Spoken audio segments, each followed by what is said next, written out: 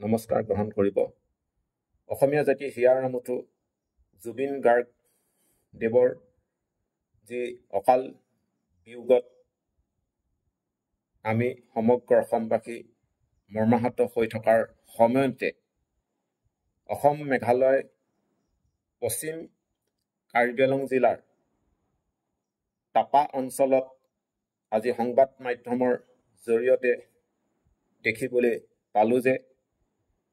সেই অঞ্চলত একাংশ খাচী দুৰ্বৃত্তৰ গুলীত এগৰাকী কাৰ্বি ব্যক্তি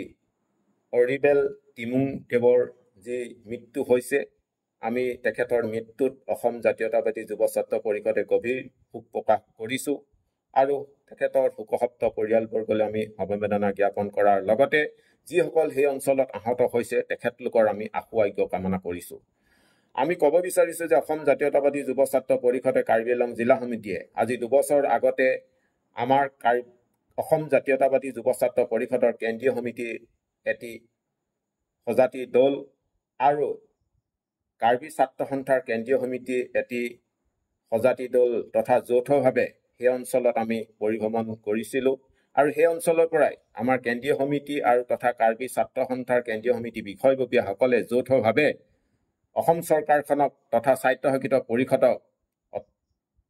লৈ আবেদন কৰিছিলোঁ তথা আমি কৈছিলোঁ যে সেই অঞ্চলত বসবাস কৰা ব্যক্তিসকলক খিলঞ্জীয়া লোকসকলক খাচী দুৰ্বৃত্তৰ পৰা নিৰাপত্তা দিবৰ বাবে অসম চৰকাৰক আৰু আমি কৈছিলোঁ যে অতি শীঘ্ৰে সেই অঞ্চলত বিঅ'পিঅ তথা অসম চৰকাৰে নিৰাপত্তা বাহিনী অধিক মোতায়েন কৰিবৰ বাবে। কিন্তু পৰিতাপ্তৰ বিষয়, অসম চৰকাৰে যদি সেই অঞ্চলত নিৰাপত্তা অধিক বৃদ্ধি কৰিলেহেঁতেন তেতিয়াহ'লে আজি এই পৰিস্থিতি দেখিবলৈ পোৱা নগ'লহেঁতেন। কিন্তু সেইকাৰণে আমি অসম জাতীয়তাবাদী যুৱ ছাত্ৰ পৰিষদে চৰকাৰখনক ক'ব বিচাৰিছোঁ যে অসমৰ মুখ্যমন্ত্ৰী মাননীয় ডক্টৰ হিমন্ত বিশ্ব শৰ্মা ডাঙৰীয়া আজি গৃহ বিভাগৰ তেখেতে মুৰব্বী হৈ আছে। কাৰণ খাচী দুৰ্বৃত্তই আজি বুলিয়ে নহয় বাৰম্বাৰ তেখেতলোকে সেই অঞ্চলত বসবাস কৰি থকা কাৰ্বি তথা অন্যান্য খিলঞ্জীয়া জনগোষ্ঠীসমূহক আক্ৰমণ কৰি আহিছে আৰু এই আক্ৰমণত বহুতো আমাৰ নিজৰ ব্যক্তিক আমি হেৰুৱাবলগীয়া হৈছে। সেইকাৰণে চৰকাৰখনক আজি আমি এই ছ'চিয়েল মিডিয়াৰ যোগেদি আমি ক'ব বিচাৰিছোঁ যে অতি শীঘ্ৰে সেই অঞ্চলত চৰকাৰখনে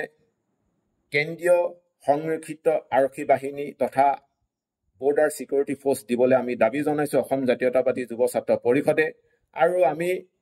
স্বায়ত্তশাসিত পৰিষদৰ লগতে কাৰ্বি আংলং জিলাখনৰ আৰু লগতে আমি অসম চৰকাৰকো ক'ব বিচাৰিছোঁ যে যি অৰিবেল টিমুং ডাঙৰীয়াৰ যি মৃত্যু হৈছে তেখেতক এককালীন 20 লাখ টকা সাহায্য দিবৰ বাবে আমি স্বায়ত্তশাসিত পৰিষদৰ লগতে অসম চৰকাৰক দাবী জনাইছোঁ আৰু তেখেতৰ পৰিয়ালক এটি সংস্থাপন দিবৰ বাবে আমি অনুৰোধ কৰিছোঁ আৰু যিসকল ব্যক্তি আহত হৈছে তেখেতলোককো এককালীন 1 লাখ টকাকৈ আমি দিবৰ বাবে দাবী জনাইছোঁ আৰু অতি শীঘ্ৰে সেই অঞ্চলত অধিক নিৰাপত্তা দিবৰ বাবে আমি চৰকাৰখনক পুনৰ দাবী জনালোঁ।